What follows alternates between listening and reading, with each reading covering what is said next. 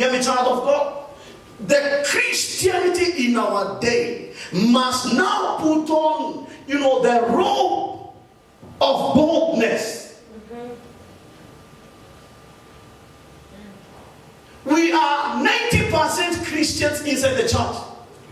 But when we go out of the doors of the church, we convert to 10% Christians.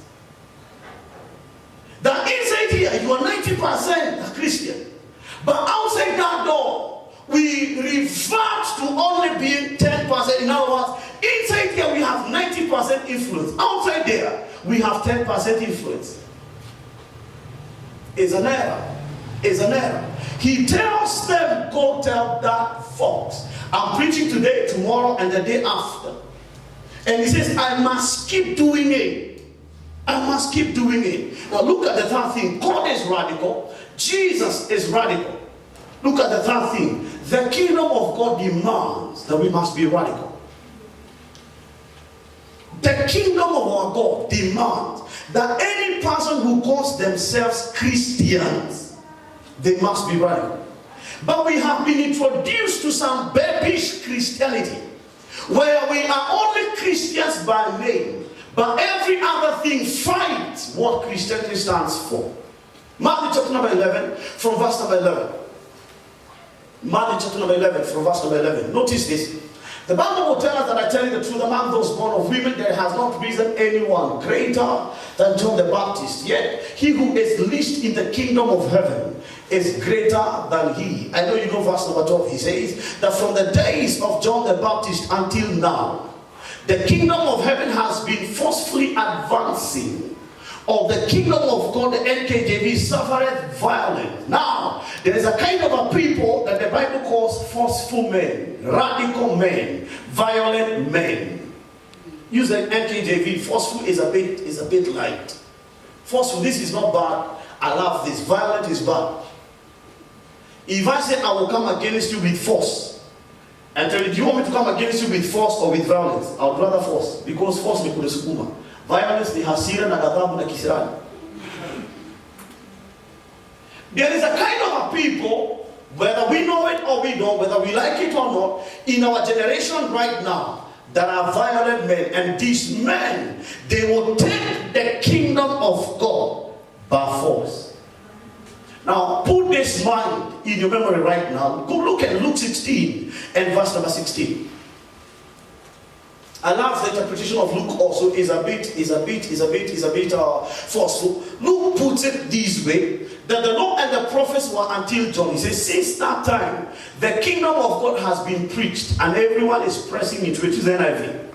Everyone is pressing. Everyone is pressing. Now, he says that the law and the prophets were proclaimed. He says, since that time, the good news of the kingdom of God is being preached. Look at his interpretation. He says, and everyone is forcing his way into it. How Bebelezebub found me. Amen. Oh, najua mimi nitoa, kuna siku moja nitoa sadaka ya shilingi 30. Najua lazima mbinguni nitaenda. Unajua hiyo wakati nitoa shilingi 30 nilikuwa na shilingi 1000, ni vile haikuwa imebreakiwa, so I only had that. If you are a violent man, you would have given the 1,000 and went home with the 30. I know you don't like that, so let me preach what you like. He says, and everyone is forcing his way. Hear me, child of God. Ule ufalme ambao tumeingia ndani yake. That one suffereth is the one allows. Is the one allows. That is why, Paul will tell Timothy that do not allow anyone to despise your youth. Do not suffer anyone to despise your youth. So Jesus is telling us, when he's giving us, just a brief recap of John, because it's not from, Matthew chapter 11. It's all about John sending his disciples to Jesus.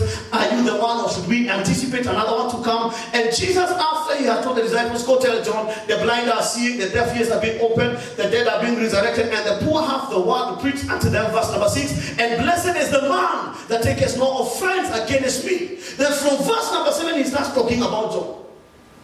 And he's preaching about his own, because he's telling his disciples about this story. He says, we have seen the law and the prophet, but they end with John. In other words, John is a beginner of another dispensation of life. Because theologians will tell us that after we are close now with the Old Testament, there is a 400-year gap of God's silence. God is not saying anything. There's no prophet who is rising. There is nothing that is being said. The next person they see after 400 years is a man called John. And he appears like a Moses. He appears there have not been much about God that has been taught. But John comes and he says, prepare ye the way for the Messiah.